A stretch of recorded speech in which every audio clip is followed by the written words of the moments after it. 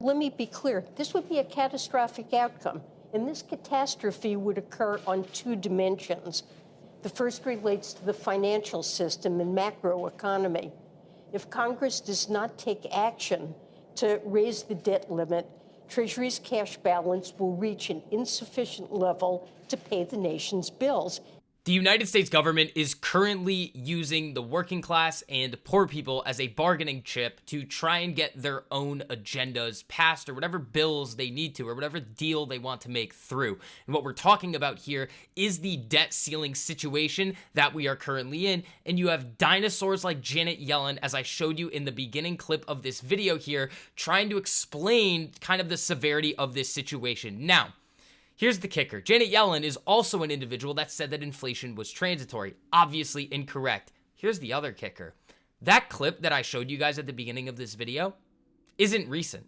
It's from a year ago when we were facing this same exact situation when the United States government, both sides by the way, are dangling the fate of the working class and poor people in front of the other party, whoever has the leverage in this situation. So, little bit of a disclaimer before we get further into this video here. Anybody that thinks that the United States is going to default on its debt right now, they have really no idea what they're talking about. Is it a possibility? Yes. Very, very, very small possibility. But odds are they are going to make a deal in order to save this situation going forward. But what a lot of people don't understand is what this actually means for us going forward. They don't know what the debt ceiling is. They don't know exactly how our government functions. And that is what we are going to be going over in this video. What happens if they don't pay? Why we're in this situation? What all of these things mean so that you guys are better educated going forward. So without further ado, let's roll the intro.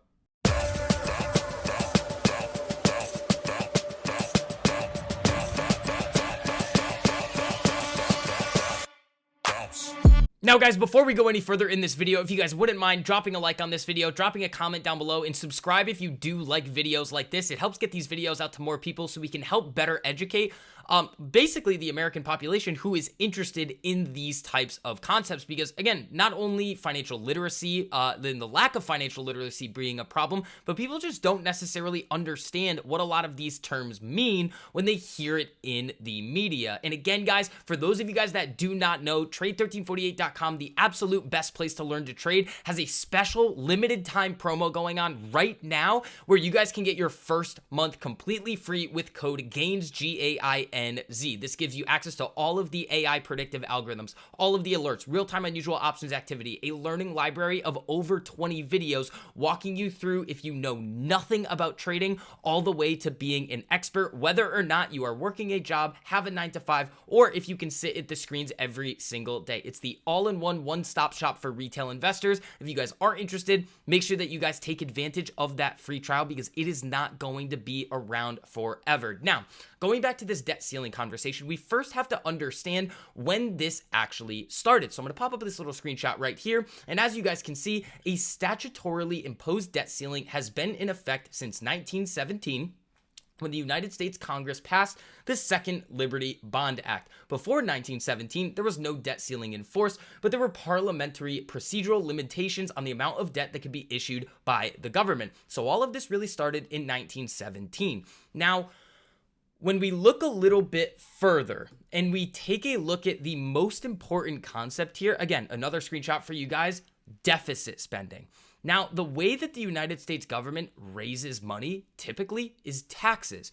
Well, what the United States government does right now, and they've been doing it since 2001, as you guys can see right here, is since 2001, the federal government's budget has run a deficit each year. Starting in 2016, increases in spending on Social Security, healthcare, and interest on federal debt have outpaced the growth of federal revenue, meaning that the revenues generated by the government in terms of the taxes that were coming in were lower than the amount of money that they were paying out. Now, the United States government, they can, but they are not going to just randomly start printing money out of thin air in order to kind of balance their books here. So what do? Well, they sell what are called bonds, treasury bonds. Now, A lot of you guys have heard of treasury bills, and supposedly they have what is called, some of them, a risk-free rate. Now, a little bit of a side note here, the very premise and the very fact that all of these talking heads, Janet Yellen, and all of these other individuals in the government, President Biden, coming out and saying that there is a slight chance that the United States does default on their debt, well, the very thought of that and the very action of them coming out and saying that means that there's a non-zero risk of default,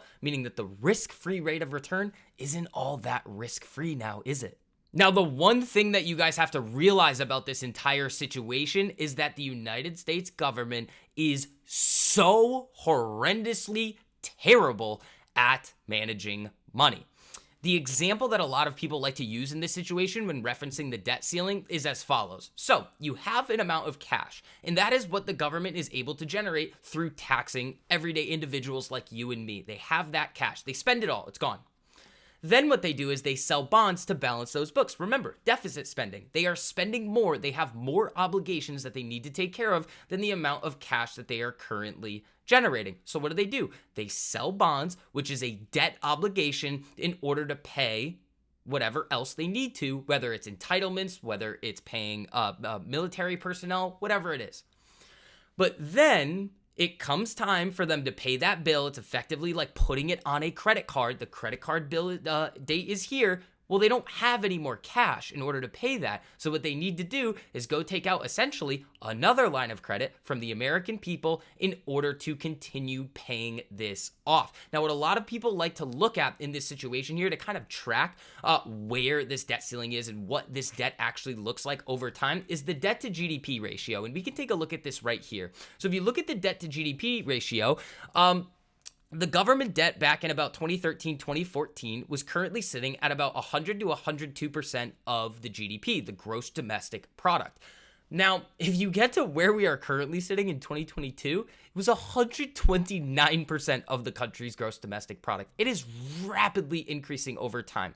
The problem with the situation that we're currently in is that there's really no way out of it unless the United States either decides to default, tax us into oblivion, or really, really cut down on their spending. Now, in the beginning of the video, we talked about how the United States government was using either poor people or the working class in order to get what they want. This is always a giant bargaining chip situation. So I want to go over a couple of things that would happen and why they can't allow this to happen right now so that you guys get a better understanding of why they're most likely going to come to an agreement. The other key thing to note here, and something that I did forget to mention, is when the government sells these bonds, everyday people like you and me can go and buy them. But what happens is a lot of these institutions are buying them, banks are buying them, as we saw with the Silicon Valley situation, and governments are buying them. A lot of foreign governments have large positions in United States debt, or these treasury bills. The largest being China.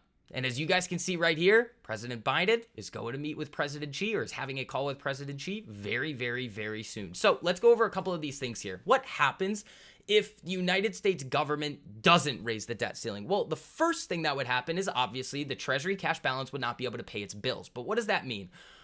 Well, the United States creditworthiness would get severely downgraded, which is very bad. But what is the result of that?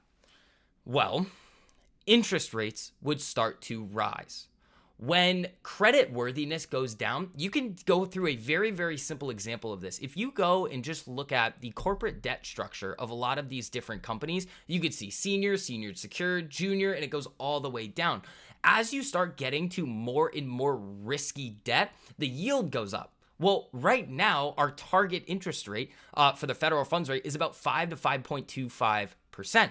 That is very high from where we have been over the last 10 years. If the United States were to default on its debt right now, our interest rates would skyrocket, causing home prices to crash, equities meaning stocks, to absolutely fall through the floor based on the fact that a lot of these different companies, specifically growth companies, are very, very sensitive to interest rates because of the fact that when a lot of these institutions are doing their discounted cash flow models, and what this effectively is, as I've explained this to you guys before, is you have an estimate of what the companies are going to be generating in terms of their revenues over the next, let's say, 10 years. There's usually a 10-year pro forma that comes along with this. They discount those back to a present value, and that is what the company's current fair value should be. But as those discount rates go up with overall interest rates, the present values of those companies go down. Now, the second thing, recession, job loss,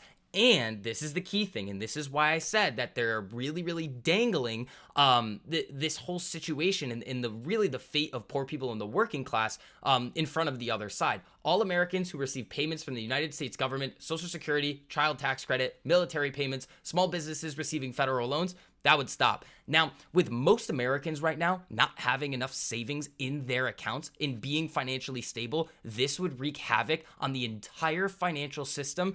Honestly, at this point, with where our debt to GDP is right now, in a larger fashion than 2008.